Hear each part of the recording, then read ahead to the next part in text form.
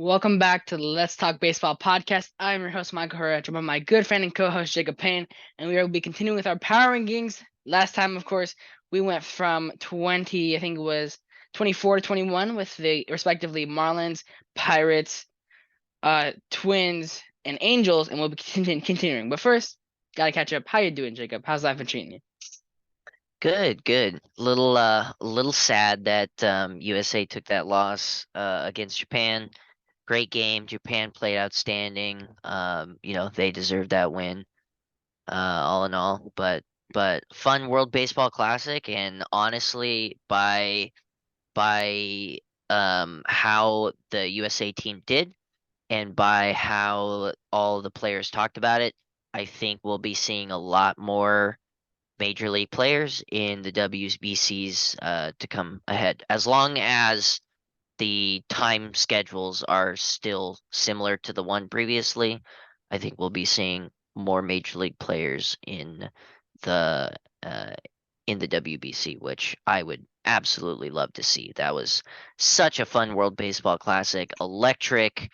The plays that we saw, Trey Turner being an absolute Dude, goat. I mean, that he kid. One for the. I don't know if you saw, but his cleats and his batting gloves are going to the Hall of Fame for the oh, that's performance awesome. he had, which is I Yeah, think I mean, like I said, one of the best World Baseball Classic performances we'll probably come to see ever see. in the next few years of this thing. So that's great. But yeah, I'm excited. Baseball's right around the corner, just a few days away. Let's get going. Yeah, opening day. We're excited for that. We'll have a preview and an awards pick. And speaking of awards, Trey Turner might have changed my mind about a couple. But as we get into our 20th ranked team, we will stay in the AL West with my Texas Rangers. And the reason I'm saying my, because I have some expectations for this team. I love this team. They lost a couple guys who slapped it around a little bit. Matt Moore, Kobe Aller, Dennis Santana, Cole Calhoun. He's a guy. He's a vet. Nick Solak, Andy Ibanez, Eli White, Mark Mathias. And our guy from the 2017 Dodgers, Charlie Culberson, who they added though, just your casual, I don't know, Andrew Heaney, Nathan Eovaldi. Oh, and give me Jacob DeGrom, 5 years, 185, arguably the best move of the offseason. Robbie Grossman, Will Smith, the pitcher, not the catcher. Brought back Martin Perez, Jake Odorizzi, some guys on some minor league deals to help the bullpen. In Zach Cattell, Dominic Leone, Reyes Maranta, Yoshi Shutsugo for the depth, and Danny Duffy, the guy who we traded for and did absolutely nothing because he was injured. But this team, man, this Rangers team feels different because they went and spent money. They went and spent over half a mil. They went over and spent over $500 million on Seager, Simeon, and John Gray going into the 2022 season, and we're like, okay, we can see it. And they underperformed as a team, and kind of both as players, Seager and Simeon, not the years they were expecting from them. They're primed for great years this year, and they're hoping to get that out of them. But some guys who did have great seasons, Nathaniel Lau, who just popped off out of nowhere and came in and ran the show in Texas. And they have obviously some offensive pieces now, as we've listed, some great pitching pieces. But I feel like a lot of this team's stability and their success is going to depend on their health. What do you think, Jacob? Yeah, so obviously the one of the key headlines going through the off season was, where is Jacob deGrom going to end up? Is he going to stay with the Mets? Is he going to go to the Rangers? Is he going to go to one of the other big pieces? Um, and he signs with the Rangers, and I think that was the big turning point for the Rangers. I think once they got their guy, they were going to swing for the fences, and did they really? I mean, adding four huge starting pitchers. And when I say huge, I'm not trying to use that lightly. You got Jacob deGrom, who is arguably, if he is able to have a healthy season, that is what we're waiting for. We have yet to see peak Jacob deGrom. We've seen bits and pieces of Jacob deGrom lighting up the radar gun, lighting up the strikeout category, but we have yet to see him have a strong, full season of prime DeGrom. Were you gonna say something? No, no, no, no. Go ahead, go ahead. Yeah. Um, and so we have yet to see that. And so if we are gonna see a full season of healthy Jacob DeGrom, that is terrifying. That is terrifying for any team that has to face the Texas Rangers. But that's the issue, right? That has been my hang up with everybody who's been saying, God, I hope the Dodgers go for Jacob DeGrom. I I have been critical of that only because nobody has proven to be able to keep him healthy. Nobody has proven to be able to keep him up for 162 plus games. That's not what the Dodgers need. That's not I mean really that's not what any of these teams need. These teams need solid starters for a good majority of 162 games. Nathan Uvalde, Andrew Heaney, great pickups. Those are some solid arms. But again, health issues. The health issues on all of these guys. I would say the only exception to that is Martin Perez. Martin Perez has put up a couple of solid full seasons of work without too many injuries. So we'll have to see. But I really like where the Rangers are going. They are looking at filling up the big issue with what their team was. And what was the big issue last season? Pitching depth. And man, did they attack that both at the starting position and in the bullpen. Reyes Maranta, I think, is a big sleeper pick. I know he didn't have the greatest stats when he was with the Dodgers, but there were times where he came out and he shut people down. There were absolutely times where he was very dominant. And so if you can tap into that, he's a great arm. And I think one of the better possibilities at being like a stopper candidate because he's got some power stuff. So if you can get him going, that's great. Yoshi Setsugo, I know he hasn't really put up the numbers that he's wanted to, but a great defensive piece. I really like what they're going because they were really trying to go for depth here, and I really think they found it. Like you said, the big thing, health. Who's going to be healthy? Who can stay out there 162 games? If they can stay healthy, they're going to have a great season. I don't even think it's a matter of can they perform. It really is a matter of can they be healthy through 162. Yeah, because obviously, I mean, you're gonna have these guys, especially now when we're going through these better teams throughout these next top 20. You're gonna be seeing a lot of hope for these teams, a lot of praise, more praise than you would for these past 10 teams. But there's gonna be something underlying there that's gonna be a big question, and I think for this team, the Texas Rangers, that is going to be health. Jacob DeGrom's career high in games, I think, is 31 career games. He's slated, and it just kind of sucks. I mean, because you would obviously want him to go 32, 33. I mean, 31 is so good, but that was in 2020. No, that was not in 2021. Sorry, I think that was in 20. That was in 2020. What? No. Sorry, his highest is 32, which he hit in 2017 and 18. That's my bad. But he slated for 28, which is 4 less. So there is either some time that he is expected to be missing already, or some time that just had to give him an off day. He already had that thing in his shoulder this earlier spring training. He had his spring training debut a couple of days ago. He said he feels good right now, that he's looking ready to go. And honestly, I hope that he does, man, because he's arguably, and when healthy, the best pitcher in baseball. And that's just a fact. And to see this Rangers team kind of light up in this way is going to be a really good thing for them. Nathan Eovaldi, I love that move for them because some of these guys are old dogs, but these are dogs. These are dudes who can get it done. And I think a lot of their success is going to obviously rely on the health, but an offensive piece that's going to be a big part of this season. Rookie of the Year candidate, Josh Jung. Got a little taste last year. Is looking to get the full slated spot at third base according to Fangraphs.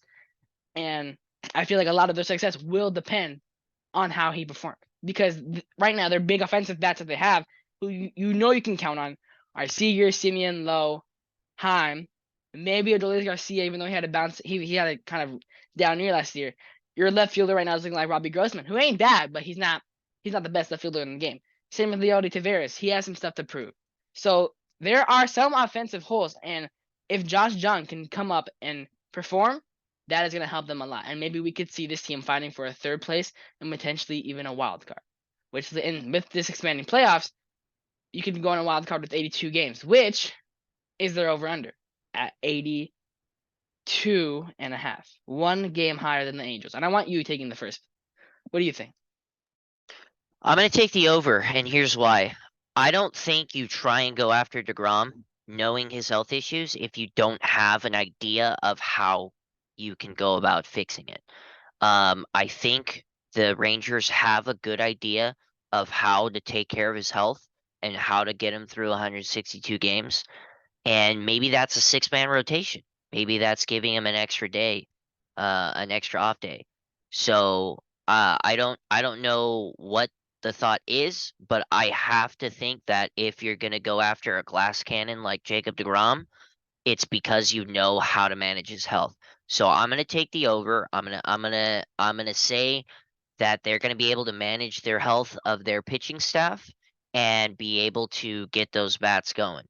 Um, so yeah, I'm gonna positively take the over, and I think they're gonna hit probably around 85, 86 wins.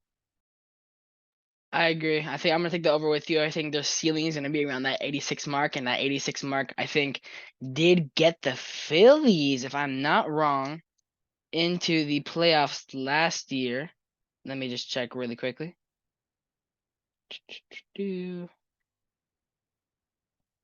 If 87, okay. So they would have, if so based on the same record, 86, 87, which I think this, again, if everything goes right, Josh Jung breaks out, pitchers stay healthy, I think they can definitely hit. Obviously that depends on the success of the Mariners, the Rays, the Guardians, the White Sox, the Orioles, the Twins. Who knows? Because you have a lot of guys who we talked about previously and who we're going to talk about that if everything goes right, we can see these teams competing for that wild card spot. But I'm definitely going to go with the over. And one of these teams that is going to be a big question going into our 19th ranked team. Oh boy, we've talked about this team. We're gonna have fun talking about this team. The Boston Red Sox. They had a very questionable offseason. We've talked about it already, so we won't go full into depth. But they did lose some guys. They lost Nathan Eovaldi to the Rangers. They lose Xander Bogaerts, their all-star shortstop. They lose Michael Wacha, Rich Hill, JD Martinez, Matt Strom, Eric Hosmer, Tommy Pham, Josh Taylor, Franchy Cordero, and Jeter Downs, obviously part of that Mookie trade. But they added some guys that we've mentioned before. They've added Corey Kluber, Raimel Tapia, Jorge Alfaro, Joely Rodriguez, Chris Martin, Kenley Jansen, Justin Turner, Adam Duvall, Alberto Mondesi, and Masataka Yoshida. Their over-under, I'm just going to get it out of the way right now, is 78.5, just so it's out there floating. I'm not going to say what I think yet because I'm not sure. But based on what we saw in the WBC, from Masataka Yoshida. I think it was in the second episode, first or second episode, before we talked about the Red Sox. And one of our things we talked about how will Yoshida play? Because you never know when and anybody coming over to a new league, whether it's a rookie, whether it's an international player, you never know how they're going to pan out. And Masataka Yoshida absolutely shoved in the WBC. He hit the game. It wasn't him. I think it was him who hit the game tying home run against Mexico. That hurt, but he was on fire, and I think that's not a question for you anymore. And looking at through spring training, obviously Justin Turner's health was an issue if he got hit in the face with that pitch, but he's been looking back to getting some games soon. And looking at spring training, looking at these guys, I'm not questioning a lot of these guys anymore, but just where they're at in the division is making me question their success. What about you? Yeah, I agree.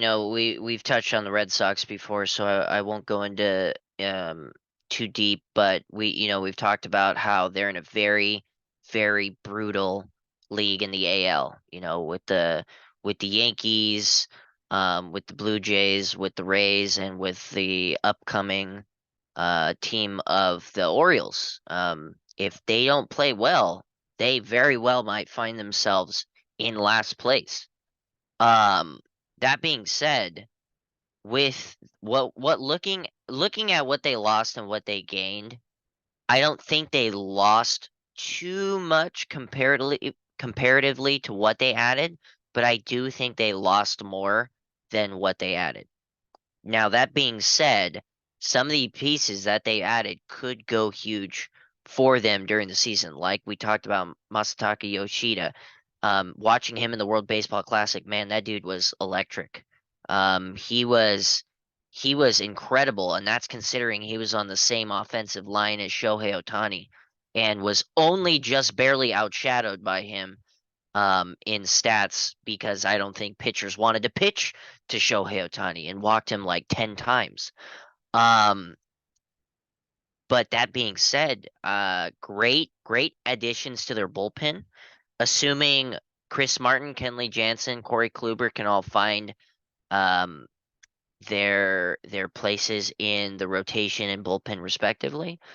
Um, that's those are some solid arms. Kenley Jansen, one of the better closers of our generation.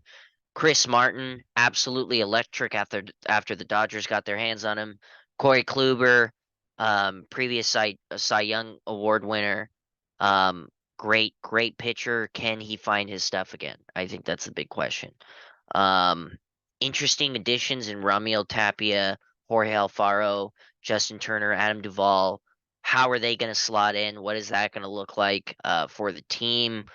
In terms of they already have a pretty decent outfield in Kike Hernandez and um, Alex Verdugo. Previous Dodgers, we know him, we love him, but it Verdugo was looking real nice in the WBC. He he had some really at did. bats. He was kind of struggling offensively for a good majority of it, but when it came crunch time, when they needed a clutch hit, he came through, which was huge for Mexico. So it'll be interesting to see. I'm gonna take the under on these boys.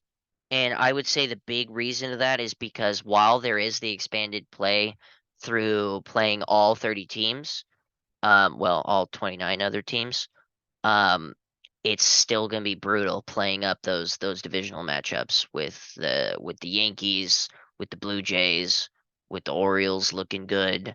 Um, it's still gonna be tough to be in that divisional play. So I'm gonna take the under, but I'm gonna hope that they really figure themselves out within a year and figure out whether or not they want to commit to buying in on a team or selling all their pieces and building around a couple of the pieces that they have currently. So we'll see. But I'm going to be taking the under on these boys. I have to unfortunately agree. I mean, you got some guys there, but just overall, looking at where they're at, where they've been last year, disappointment from last year, they're gonna miss Trevor Story for a bit, obviously with his injury, and I think it's gonna be a big blow to them. Overall, I think their offseason was just a tad more subtractions than additions, but Devers re-signing or that extension kind of saved them, in my opinion. But overall, I do think that they are going to fall short of their expectations. They hope to play better, and I hope they play better too, because obviously we got guys, so they would lead up there. Going on to these next two teams, these are interchangeable. I feel like, in my opinion, they could go either way with 18-17, and the irony in that they are both from Chicago. We got Chicago Cubs and the Chicago White Sox. Right now, we have the Cubs at 18 and the White Sox at 17. But we'll be discussing because I think who the White Sox lost was more impactful than the Cubs, because the Cubs, who they lost, their main guy who they lost was Wilson Contreras. And then they lost some pieces: Franmil Reyes, Jason Hayward, Alfonso Rivas, Rafael Ortega, and Wade Miley. We've talked about this team before. Obviously, an incredible offseason from them. They've brought in Dansby Swanson, Cody Bellinger, Eric Hosmer, Trey Mancini, Tucker Barnhart, Julian Merriweather, and two guys who who signed after when we recorded our first topic on them. Edwin Rios, our guy, Michael Fulmer, former reliever of the year. But looking at the White Sox, you guys, like I said, I think their subtractions are a little bit more impactful. You lose cornerstone of that franchise, Jose Abreu, who's been an absolute cornerstone and has been kicking it still in his elder quote unquote elderly years, getting out there in age, but he's still kicking it. Power was a little down last year, but he still put up a 300 plus batting average. AJ Pollock was a guy for them. Johnny Cueto had an underrated year. We've talked about him with the Marlins. And some depth pieces in Danny Mendick, Adam Engel, and Vince Velasquez. What they've added, though, they've added not a lot, actually. I don't know why I got way too excited there, but they made two big moves. I think what their biggest was Andrew Benintendi. That was a nice 75 Mike Clevinger, obviously, his allegations were fixed or figured out. He's continued to keep playing.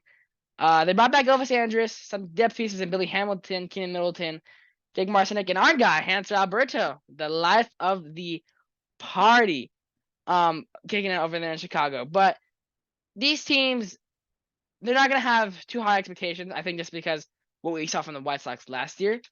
But they're going to play, and they're going to play with energy, and they're going to play with resilience. And I'm excited to see how they do.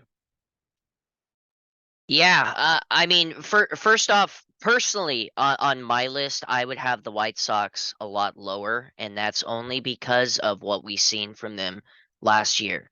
They went in with such high expectations, World Series candidates at the beginning of the year, and they shit the bed. Plain and straight out there, played like utter garbage for a majority of the season. Um, They had the likes of TA going out injured for a good majority of the year. And yes, that is absolutely a blow. That does not constitute an absolute collapse of a team. If you as a team collapse off of one player leaving, being injured for a majority of the year, you're not as strong of a team as you think you are. Um, so to see them really bottom out in a season where they really had all the runway they needed to be that leader of the Central Division, and lose it out to the Guardians. That's, I mean, that's sad. I can't understate that enough. So personally for me, I would have them lower, but again, that's not off of who they are as a team. That's based off of their performance last year. But aside from that, um, you have a lot of interesting things with the Chicago White Sox and the Chicago Cubs. Um, the White Sox, like I was saying, they lost not too much, like you said, a huge piece in Jose Abreu. He's getting older, but his stats are getting better. I mean, this dude found the fountain of youth. He was, I think, close to the title, the batting title for the AL, if I remember correctly, and only getting out overshadowed by, Yeah. this guy might have heard of him, Aaron Judge. I don't know, kind of under people's radar, but that's besides the point. So Jose Abreu had one of his best years. AJ Pollock didn't really perform with the White Sox like he wanted to. Great defensive piece though. Johnny Cueto, big time veteran arm. Like you said, a little bit of an underrated season. Going to the Marlins. Their additions, interesting. Andrew Benintendi, Mike Clevinger, Hanser Alberto. We know him. We know Lively him. guy, fun guy. That's what you need in a dugout. You need one of those fun guys, some guys that's gonna bring the energy. I hope for his sake he's gonna be starting because he really is going to add to a team. Maybe not defensively, maybe not offensively, which I hope he does, but being able to add to that energy, being able to like feed off of some dude who's just happy go lucky, always up, always got that energy, always got those vibes. That's really something you need to have in the dugout, and I think a lot of teams are lacking. So To build off of that, this energy is something that this team didn't have last year, and a big part of that. And I'm not trying to dish on him, but like Loki am, is Tony La Russa. Obviously, there was a big resentment from the fans and of baseball and the White Sox. Just what is this guy doing? Of course, that clip of him falling asleep during the game one time. Don't know if you saw that, but it was just sad. And when he left due to his health conditions, and obviously we all hope he's okay. This team got better without him. They were within 3 games of the division title at one point in September. They looked like okay. They have a 4-game set against the Guardians. If we can get some if we can get some wins here, there's a chance. And they crapped the bed, like you said. But they got a new manager. They've got some new coaching staff, and I think this team will be better than last year's. And I think the bigger part of that will be the energy. Continue. yeah, no, you absolutely bring up a good point, and we I'm gonna say this right now. Tony La Russa, as a career manager, incredible manager. We know that from the stats that he's put up, um, over the many years he's been a manager. That being said, this past year, absolutely mismanaged the White Sox, and that's a fact. I watched several games of him just straight up mismanaging the team. Um, and you know, there's going to be people out there that say, yeah, you can mismanage a team, but your team can underperform, and that's what it is. But there is absolutely a component within baseball that your manager has a huge effect on. And if you as a manager mismanage your team on several different occasions, your team is going to lose confidence in you. And that is the worst thing you can do as a team. We've seen the cracks within the Dodgers of people feeling like Dave Roberts mismanages the Dodgers, right? But the difference here is we've talked to the Dodgers, we've actually talked to the team before, and the team says we have 100% full confidence in whatever Dave Roberts is going with. And if he does something that um that is a mismanage, we will go with him to the death. And if things are mismanaged, then we'll talk about it after, whatever. But we believe in him. And that's the difference, right? You can't have a team that loses confidence in a manager, because then you're always second guessing. What if he's making a wrong call? What if he's doing this wrong? Whereas even if you do have a manager that does mismanage their team, as long as you can have confidence in that manager, and um, you can go through with whatever the call is, you can at least have that, right? Um, and so losing Tony La Russa as a manager, I think, is a big win for the White Sox. And again, this isn't to discredit as Tony La Russa as a career manager, but as of late, we have seen the issues, right? We have seen the cracks. The fans want him out. The team wanted him out. That was just a matter of the fact. And um, like you said, we wish him in great health. We hope he has a speedy recovery. But that I think that is where the big addition to the White Sox is at the manager and coaching staff position. That being said, I don't know what the number is. I'm going to say under because I don't know. I'm not convinced that the White Sox can compete and perform at a high level, even in their doggy doo-doo division. I agree. It's 83. It's 83 games. But yeah, I think that even that's a little bit too high to just to be for the over under. But I'm gonna go with the under too, just based off. And then I'm gonna switch the White Sox down to 18 and the Cubs to 17 based off just a little conversation. But yeah, I mean, I think this team wasn't a family last year, and there's been quotes of that, and they said that they're a family now. But just by being a family and having that energy doesn't mean you're gonna win 162 and 0, or 100 games, or even 80. You got to put the stats up there. And there are more guys you need to count on from the White Sox than the Cubs. And those guys, granted, can pop off. Guys like Gavin Sheets, Andrew Vaughn, Andrew Benintendi kind of staying there. Eloy Jimenez finally getting some health upgrades. But just overall, I think I am gonna have to go with the under. We already talked about the Cubs, so I'm gonna just go with the over under with them. They're over under 77.5. And I'm taking the over because I think if we're talking about a ceiling for this team, easily, I'm talking ceiling for this team, easily second place. Don't yell at me for this, but I think I see a reasonable ceiling for this team, if things go right for this team, can be first place in the Central. And that might be a hot take. And I'm just saying a lot of things would have to go right. So many things would have to go right for them. Everyone on this team would have to perform, and some guys on the Cardinals would have to underperform. Same thing with the Brewers. But if we're being realistic, they have a shot. Not a big shot, but it's a long shot. But there's hope there. And that's hope that they're gonna fight for, which is why I think I'm gonna go with the over. Yeah, I respect your take, and I think I'm gonna go with the over on the Cubs as well. Um, and I agree that it's a hot take, but I don't think it's as hot as you might think it is, or as people might think it is. And here's why. Um, the Cardinals are a great team right now. They're performing well. They got their catcher to replace Yadier Molina's Yadier Molina in Wilson Contreras. So that was a great addition. They did lose a couple of players, and so it is possible that we can see the Cardinals underperform. But I would think the main contingency that the Cubs could get first place is that the Cubs perform well and the Cardinals don't. They don't even need to severely underperform, just a slight underperformance, and I think the Cubs would have a shot.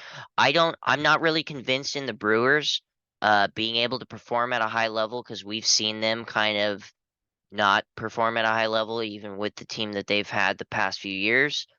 Um, but I think the big thing with the Cubs is that you're gonna need some possible all-star years from Dansby Swanson and Cody Bellinger. Those are your two pieces that I think you banked on in terms of the Cubs. And if you're thinking about like captains wise, you've got Dansby Swanson at shortstop position, you got Cody Bellinger at center field.